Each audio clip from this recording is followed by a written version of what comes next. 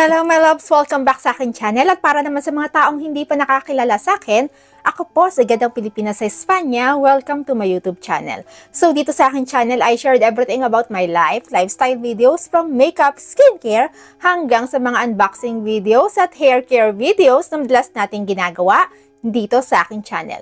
Kaya kung gusto mo yung mga videos na ganon, please consider to subscribe to my channel at i-click mo na rin yung notification bell para updated ka sa mga future videos ko. Okay, so sa video natin ngayon, mag-empty video ulit tayo ng mga produktong nagamit ko na. So kasi ngayon ay available na naman etong aking pink box. So na alam niyo yan sa mga nakakapanood na sa akin. Dito sa box na to, dito ko inilalagay yung mga products na nagamit ko na. So napakarami ko ng mga empty products na kailangan ko nang i-dispose, kaya kailangan na natin siyang i-divide ngayon. So sa video natin ngayon, ang ipapakita ko lang sa inyo ng mga products na nagamit ko na ay hair care and body care. So mag-start tayo sa body care.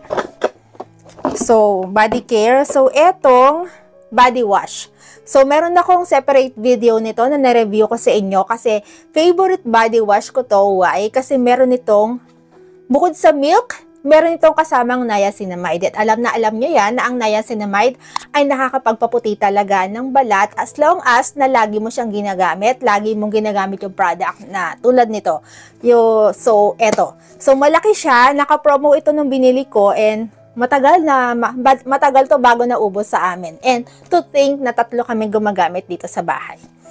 Okay, and then next body wash ulit, pero ito ay para sa, kasi nagkaroon ng body acne yung aking anak. So ito yung pinagamit ko sa kanya. Itong Sambay Me na body acne care, yung kanilang PHA 30 days Miracle Acne Clear Body Cleanser. Yan, meron siyang kasama na ingredients na tea tree. So, ayan siya. Nakakapagpatanggal ito ng mga dead skin cells mo. So far, so good naman siya. And nagamit ko rin to. Hindi lang yung anak ko yung gumagamit. Actually, 2 kaming gumagamit. So, according dito, improve skin texture, sebum control, and para siya sa mga sensitive na skin. So, tamang-tama to para sa anak ko. So far, so good. Kaya bibili ulit ako nito para sa kanya. And then, next naman ay lotion. Lotion.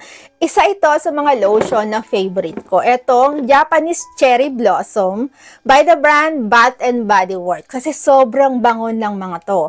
Ito ay Japanese Cherry Blossom, yung kanilang 24-hour Moisture Ultimate Hydration Body Cream. And then, eto namang isa ay yung Cherry Blossom, yung kanilang 24-hour body lotion na may kasamang shea butter and vitamin E. So, pareho ay brand sila ng Bath and Body Works. So, sa Bath and Body Works, ito lang talaga yung binibili ko sa kanila. Etong Cherry Blossom na variant nila kasi sobrang bango nito. Plus, yung scent niya kasi, ayoko kasi sa scent ng lotion o kahit sa mga perfume, ayoko yung mabango pero masakit sa ilong. Ayoko ng ganon. So, ito, yung scent ng mga to, mabango, fresh, at the same time, naaamoy mo yung floral. May pagka-floral scent itong dalawang ito. And then, next naman, so tapos na tayo sa body care. Ngayon naman ay hair care na. So, okay, ang dami niya, no? Kasi favorite ko talaga itong gamitin. Kaya every time na nauubos, bumibili talaga ako. So, ito ay by the brand John Frieda. So, ito talaga yung ginagamit ko na shampoo and conditioner. Ito conditioner. Ito naman ay conditioner pa rin. Ito ay shampoo. So, wala akong ibang ginagamit na shampoo ngayon. Pero binabala kong gumamit ng Korean brand. Pero so far, so good itong product na ito sa akin. Kaya kapag nauubos, bumabalik talaga ako sa kanya. Bumibili talaga ako. Actually, hindi lang shampoo and conditioner yung meron ako ng John Frieda dito sa bahay. Meron din akong deep conditioner nila. Pati yung treatment nila, meron din ako. Kasi nga, sobrang ganda niya sa buhok.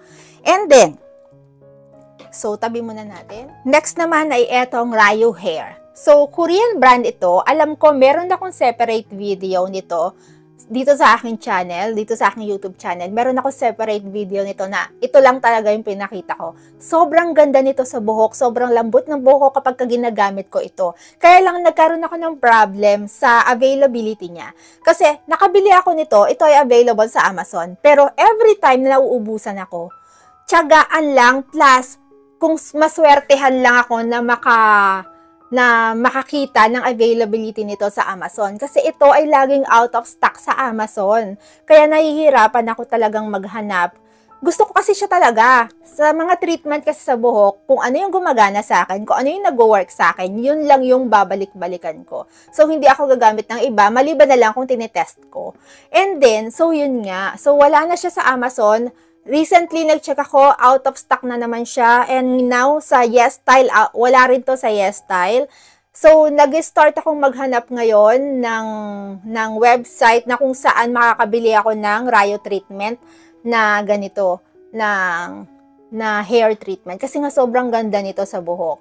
So far, so good siya sa akin and bibili ulit ako kung makakabili pa ako kung saan ako makakakita ng available siya na shop. And then, so next naman ay hair mask. So ito ay sinubukan ko lang. Pero so far, nagustuhan ko siya kasi gumagamit ako ng hair mask every 2 weeks. Every 2 weeks. Tapos yung treatment na pinakita ko sa inyo kanina, every week ito. Every week ko siyang ginagamit. So ang hair mask kasi, every 2 weeks akong gumagamit ng hair mask. Tapos, etong hair mask, nilalagyan ko siya ng oil, ng coconut oil, kapag binababad ko siya sa buhok ko. And so far, so good siya sa akin. Malambot yung buhok ko after ko siyang gamitin. So, eto ay by the brand L'Oreal Paris, yung Elvive Full Resist Power Mask, yung may arginina plus biotina plus meron siyang vitamin B5. Okay, alam ko, meron ito sa Pilipinas. And malaki siya. To think na sobrang mura lang nito na nabili ko. Kasi nga nag-sale, 745 euros lang. Tapos, malaki na siya. Matagal tong gamitan sa akin. And kakaubos nga lang nito. Ayan. So, next naman ay etong Pantene, yung Repair and Protect na ano man tawag dito, yung ganitong size nila. Ginagamit ko to sa mga dulo-dulo lang. Dito lang sa area na to. Yan. Para sa mga, just in case na meron akong split ends, yun, ginagamit ko to. And so far, so good nga to sa akin. Kaya, bumili na ako ng bago. So, sabi ko nga kanina, kung ano yung product na nag-work sa akin, yun at yun lang din yung binibili ko. So far, so good siya. Kaya, ayan, meron na ulit akong bago. And then, next, hair oil. So, alam ko na feature ko to dati sa aking isa sa mga hair video. Ito ay yung by the brand Kado. Maganda rin to sa buhok, kaya lang out of stock siya lagi dun sa beauty shop na binibilhan ko. Kaya nag-stick ulit ako dun sa isa na ginagamit ko. So, Kado Pro Repair Care na serum plus hair oil siya. And ito yung ginagamit ko dati na hair oil, yung Mythic Oil by the brand L'Oreal Professional. So, sobrang lambot din ng buhok ko kapag ginagamit ko ito. Kasi alam nyo naman, di ba? Hindi mo ako mapapaligo. I mean, hindi pwedeng hindi ako maligo. Tapos after nun, hindi ako mag-hair oil.